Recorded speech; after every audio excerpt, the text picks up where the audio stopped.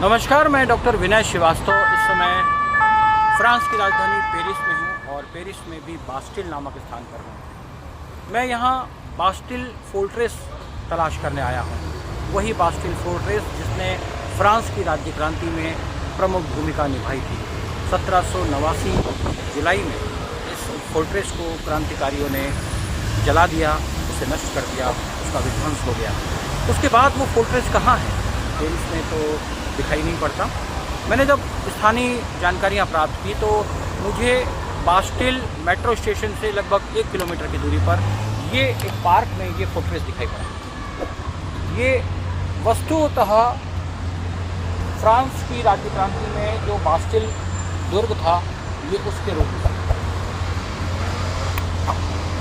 ये आप देख सकते हैं, ये यदि आपने बास्टिल फोर्ट के फ़ोटो देखे हैं तो गोलाकार बुर्ज दिखाई पड़ रहा है। ये गोलाकार बुर्ज के रुइंस हैं, जो मोटे मोटे पत्थर हैं, ये गोलाकार पत्थर के रुइंस हैं। और यहाँ पर आप देखिए स्टोन मिल गया है जिसमें फ्रेंच लैंग्वेज में लिखा हुआ है कि ये टावर ऑफ विक्ट्री है। 1899 में इसको खोजा गया।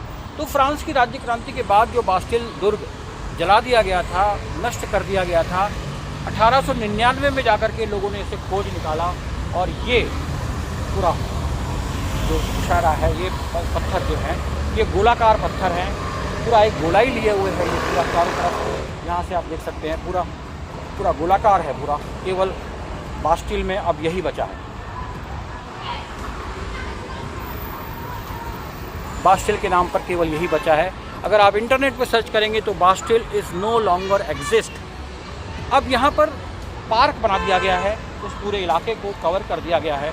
बच्चों के लिए पार्क बना दिया गया है, बच्चे यहाँ पर खेल रहे हैं। और रोड के उस तरफ ये पूरा इलाका बास्टिल का ही इलाका है। रोड के उस तरफ दूसरा पार्क आपको दिखाई पड़ रहा है, ये भी बास्टिल के फोर्ट्रेस के अंतर्गत ही शामिल था।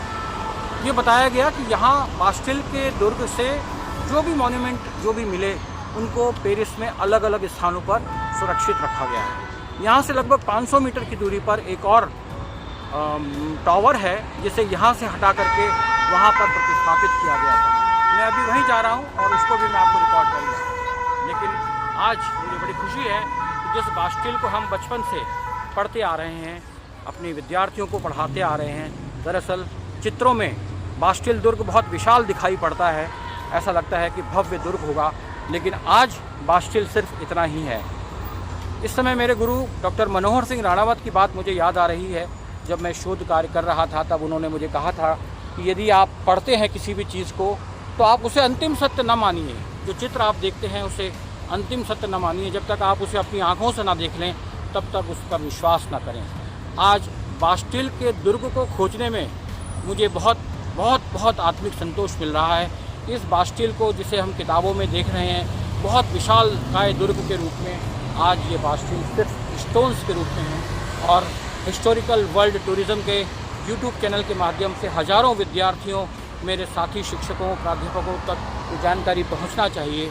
ये दरअसल बास्टिल दुर्ग आज की स्थिति में बस इतना ही है। और इसका एक और पार्ट बास्टिल मेट्रो स्टेशन के ठीक सामने एक टावर है, वहाँ पर है। और बाकी का सारा पार्ट जो है वो अलग अलग जगह इस्तेमाल कर लिया गया है। उसे कहीं सड़क बना दी गई है उसके पत्थरों से, कहीं कुछ मकानों में इस्तेमाल कर लिया गया है। कुल मिलाकर के बास्टिल दुर्ग के नाम से अभी इतना ही शेष बात मैंने आपको बताए हैं। दरअसल बास्टिल का नाम यहाँ पर एक सबब्स के रूप में प्रसिद्ध है। बास्टिल एक उपनगर है और मेट्रो स्टेशन जस्ट मेरे पीछे, ये बास्टिल का मेट्रो स्टेशन है और पीछे ओपेरा हाउस है बास्टिल के नाम पर। ये वो जगह है जहाँ से फोर्ट्रेस की शुरुआत हुई है। मेरे पीछे आप एक मीनार देख सकते हैं, टावर देख सकते हैं, आप देखिए ध्यान से।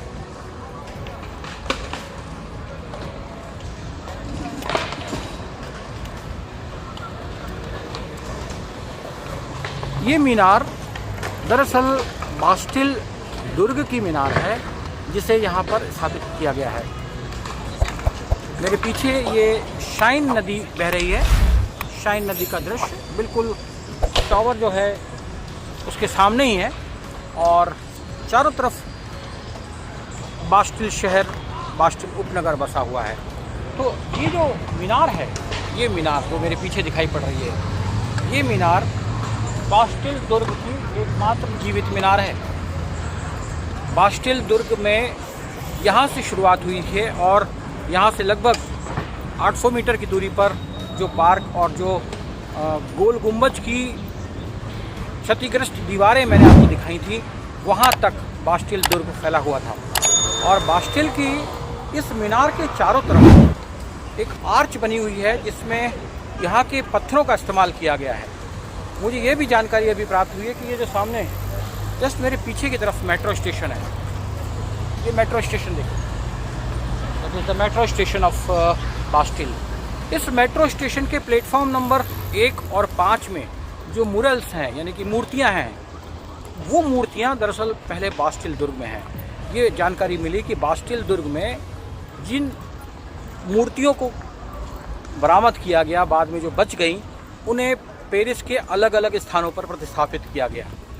तो उनमें से ये मेट्रो स्टेशन भी है जिस बास्टिल के नाम पर बना हुआ है, वहाँ पर वहाँ के रूइंस इस्तेमाल किए गए। वहाँ की टनल बनाने में यहाँ के पत्थरों का प्रयोग किया गया। बास्टिल दुर्ग के जो बचे हुए पत्थर थे, यहाँ की सड़कें बनाने में उसका इस्तेमाल किया गया। और ये सामने मेरे मुख्य रूप से बास्टिल की मीनार, हम बिल्कुल उसके करीब आ गए हैं। इसे चारों तरफ प्रिजर्व करके रखा गया है।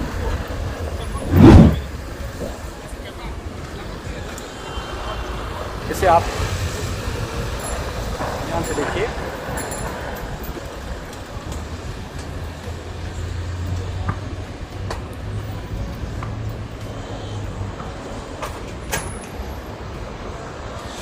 इस पर जूलियट 1830 लिखा हुआ है और इस मीनार में फ्रेंच भाषा में नीचे से ऊपर तक बहुत सारे लोगों के नाम लिखे हैं। दरअसल ये वे लोग थे जो फ्रेंच रेवोल्यूशन में जिन्होंने अपना योगदान दिया। ये वो सैनिक थे जो इस लड़ाई में मारे गए, या वे क्रांतिकारी थे जो इस घटना में मारे गए। चारों तरफ से ये दृश्य आप देखिए।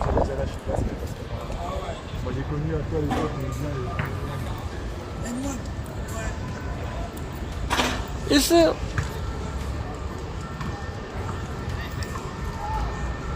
ये जो पत्थर आप देख रहे हैं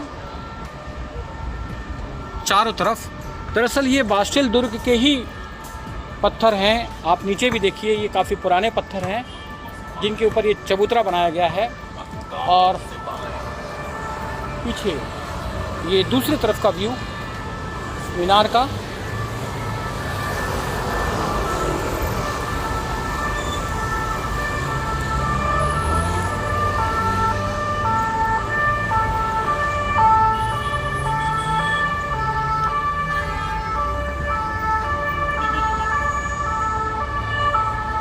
इस मीनार को बास्टिल दुर्ग में शामिल किया जाता है। ये बताया जाता है कि ये मीनार जो है, ये टावर जो है, ये पहले बास्टिल दुर्ग में लगा हुआ था, बाद में उसे यहाँ से प्रतिस्थापित किया गया।